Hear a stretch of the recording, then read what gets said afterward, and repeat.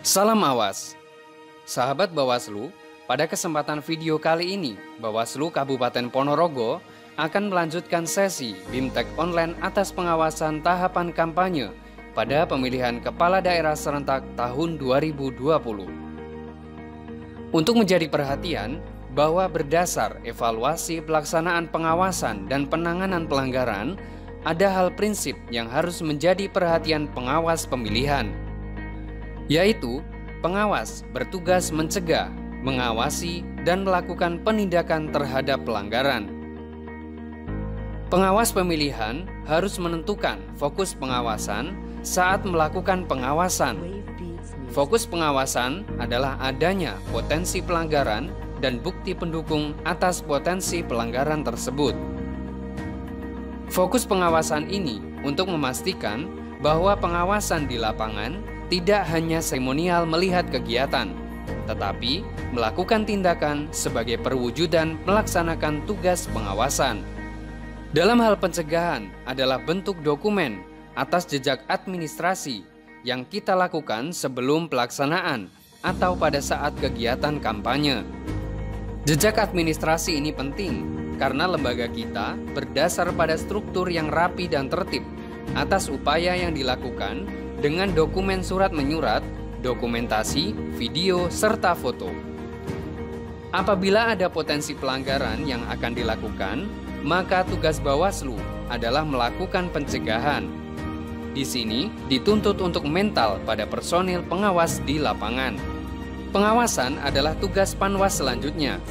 Pengawasan di lapangan dilakukan secara melekat, di mana pada saat kegiatan, misalnya kampanye, pengawas hadir di lokasi untuk memastikan bahwa tugas pengawas adalah terlaksana. Dalam pengawasan di lapangan ini, pengawas perlu memahami tugasnya, yakni melihat adanya potensi pelanggaran yang akan dilakukan. Maka, Panwas berkewajiban untuk memperingatkan. Pengawasan di lapangan juga mengecek terhadap keterpenuhan terhadap regulasi yang berlaku, misalnya mengecek STTPK dan izin ikut kampanye oleh Dewan. Jika mendapati informasi yang meragukan, selanjutnya Panwas dapat berkoordinasi dengan Bawaslu Kabupaten Kota. Misalkan untuk kegiatan yang tidak ada STTPK-nya, maka pengawas kampanye untuk menyampaikan agar tidak ada unsur kampanye pada kegiatan tersebut, atau kegiatan ditunda sampai ada STTPK dari kepolisian. Peringatan secara lisan di lokasi, ini sebagai wujud Panwas dalam melaksanakan tugas, tapi perlu diperhatikan atas koordinasi dengan pihak terkait, tatanan bahasa penyampaian dalam pencegahan di lokasi tersebut. Tugas Panwas selanjutnya adalah tugas penindakan. Pada pelaksanaan pemilihan tahun 2020 ini, kita mengenal tentang penindakan di lokasi dengan peringatan lisan dan peringatan secara tertulis. Ini khususnya untuk pelanggaran protokol COVID-19. Form peringatan ini semacam surat tilang yang dibawa oleh pengawas saat mereka mengawasi langsung di lapangan. Pada pelanggaran protokol COVID-19 ini, atas peringatan yang diabaikan, Panwas berkoordinasi dengan pihak kepolisian dalam rangka membubarkan kegiatan tersebut. Pengawas juga harus fokus terhadap potensi pelanggaran, berupa bukti, baik berupa rekaman suara atau video atas apa yang disampaikan calon, adalah hal yang wajib direkam ketika ada potensi pelanggaran. Perlu diingat bahwa dalam pengawasan penting untuk mendokumentasikan banyak hal berkaitan dengan kegiatan di lapangan. Dokumentasi yang menggambarkan tentang pelanggaran protokol COVID berupa banyaknya orang yang melebihi 50 orang peserta.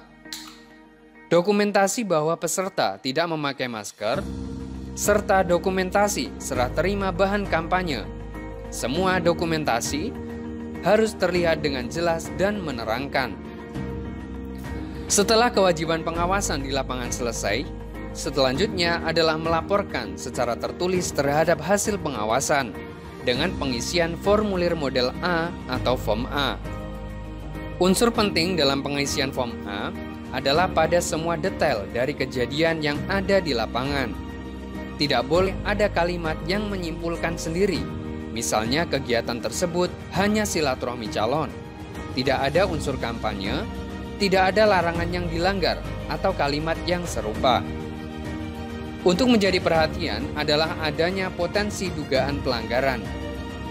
Pada kasus ini, maka pengerjaan Form A harus diselesaikan di hari yang sama, dengan lampiran bukti yang meyakinkan bahwa ada pelanggaran atas hasil pengawasan.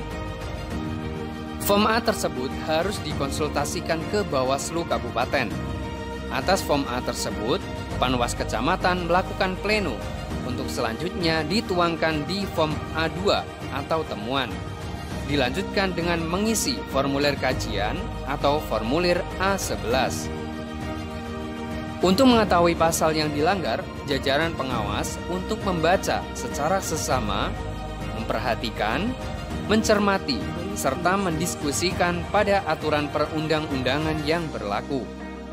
Panwas Kecamatan harus memprioritaskan pengerjaan dokumen atas pelanggaran yang dilakukan dan segera mengkonsultasikan atas progres yang terjadi, serta permintaan saran atas hal yang sudah dikerjakan. Jaga kesehatan, atur pembagian tugas yang jelas, tertib dan rapi, dan tetap semangat. Salam awas.